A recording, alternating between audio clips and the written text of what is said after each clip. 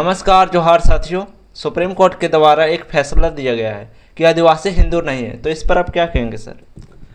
सबसे पहले मैं आपको बता दूं कि ये मामला जो है सुप्रीम कोर्ट ये क्यों पहुंचा, और सुप्रीम कोर्ट के 2 जस्टिस थे जो जस्टिस इस मामले को जो है सुनवाई करते समय जो है एक याचिका को जो है एक निर्देश को, हाईकोर्ट का निर्देश को जो है खारिज करते समय ऐसा टिप्पणी किया कि आदिवासी हिंदू नहीं है। ऐसा कहने की ज़रूरत क्यों पड़ गया, तो मैं आपको बता दूं कि आदिवासी समाज के लोगों का, आदिवासी समाज की महिलाओं का कहना था कि हमें जो है माता पिता के संपत्ति में जो है बराबर अधिकार चाहिए। जैसे आप लोगों को बता दूं कि हिंदू उत्तराधिकार अधिनियम में कानून बना हुआ है जो बाबा साहब अम्बेडकर जी के द्वारा बनाए गए हैं, जिस कानून में ये प्रावधान किए गए हैं कि मतलब हिंदू धर्म में जितने सारे लोग आते हैं तो हिंदू धर्म के जो माता पिता होंगे उस माता पिता के संपत्ति में बेटा बेटियों को जो है बराबर अधिकार होगा। यानी कि एक हिंदू समाज का अगर कोई माता पिता है तो उसका अगर 2 कट्ठा अगर ज़मीन है और एक बेटी है और एक बेटा है तो 1-1 कट्ठा दोनों का ज़मीन होगा, यानी कि बराबर संपत्ति का अधिकार। हिंदू उत्तराधिकार अधिनियम के तहत ये प्रोविज़न किया गया। तो यही वाले मामला जो है हिमाचल प्रदेश के हाईकोर्ट पहुंचा और हिमाचल प्रदेश का हाईकोर्ट के द्वारा जो है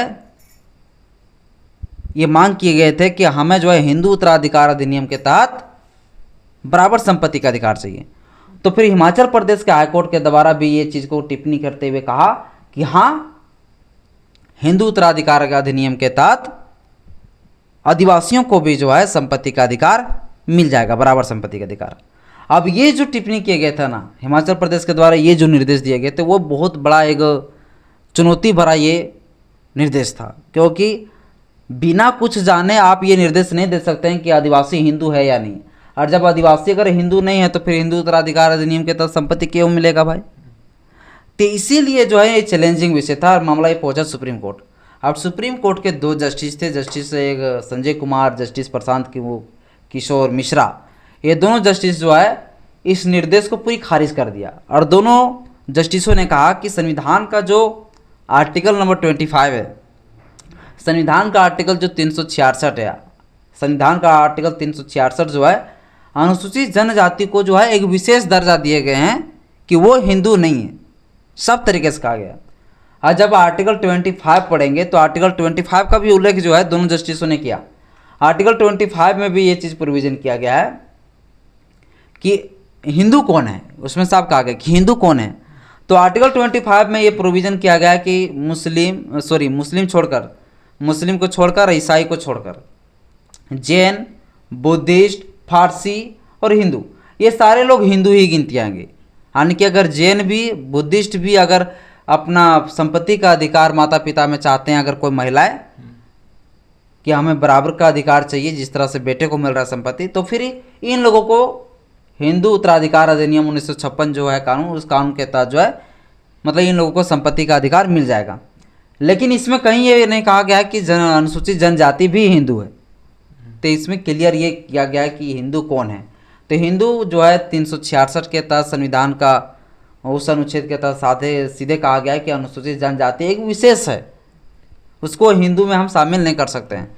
और हिंदू उत्तराधिकार अधिनियम का धारा 2 जिसके बारे में विशेष जो है तर्क दिए हैं सुप्रीम कोर्ट के दोनों जस्टिस ने, धारा नंबर 2 हिंदू उत्तराधिकार अधिनियम के धारा 2, जिसमें यह कहा गया है कि अनुसूचित जनजाति को जो है इस कानून के बाहर रखा गया, इस कानून से बाहर रखा गया, हिंदू उत्तराधिकार अधिनियम से बाहर रखा गया।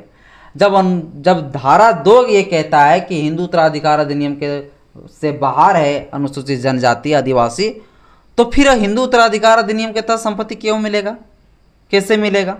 तो इसी तर्क को देते हुए जो है ना हिमाचल प्रदेश का वो निर्देश को खारिज कर दिया, जो हिमाचल प्रदेश ने कहा था कि आदिवासी को भी हिंदू उत्तराधिकार अधिनियम के तहत संपत्ति मिलेंगे, जो कि ये वैसा बिल्कुल भी नहीं है। हिंदू उत्तराधिकार अधिनियम लागू जो है अनुसूचित जनजाति में नहीं होता है।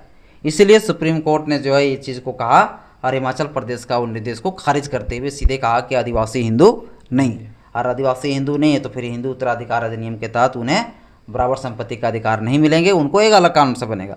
अब किस कानून के तहत जो है उसे संपत्ति का बराबर का अधिकार महिलाओं को मिलेंगे, तो इसके ऊपर जो है हम अगला वीडियो में बता देंगे अगर आप पूछेंगे तो। बाकी बात आपको बहुत बहुत धन्यवाद। ठीक है साथियों, कैसा लगा ये जानकारी जानकर? अगर अच्छा लगा तो कमेंट बॉक्स में बताएं। जय भीम, जोहार।